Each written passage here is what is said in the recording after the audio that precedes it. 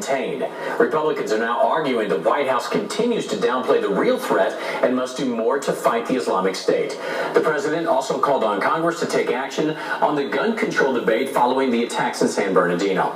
Meanwhile, Brevard County Sheriff Wayne Ivey is calling on people to be ready to take on terrorists themselves. The sheriff posted a video on Facebook calling on people who have gun permits to be ready both physically and mentally.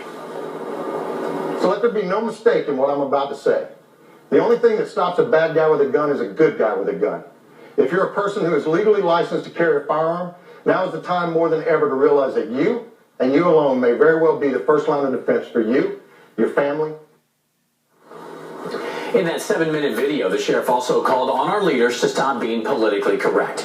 Security expert Jamie Copenhaver joins us now to talk more about this. So, Jamie, let's start with the sheriff's message there. What are your thoughts on what he had to say? A lot of respect for Sheriff Ivey. I think he hit it on the head. We've all become too politically correct in this nation, and it's time to protect yourself as citizens. Have we hit a tipping point now where people have finally said enough of the political correctness? We have to crack down because this is hitting very close to home again. I believe so, and Sheriff Ivey pointed out that we're not, this mass shooting is not new to us. I mean, we've had a couple of mass shootings in Orlando and downtown. Certainly over in Brevard County, they've had 2 or 3. And it's just, the president last night, I don't think said anything new, John, other than gun control.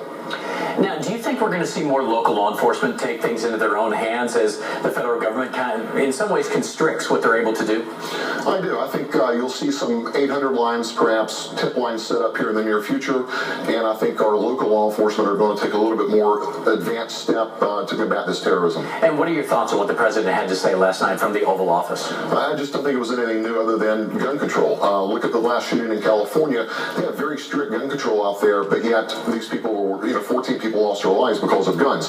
So I don't think it's a gun issue. It's a terrorist issue. And Jamie, you work with a lot of these agencies that are dealing with this.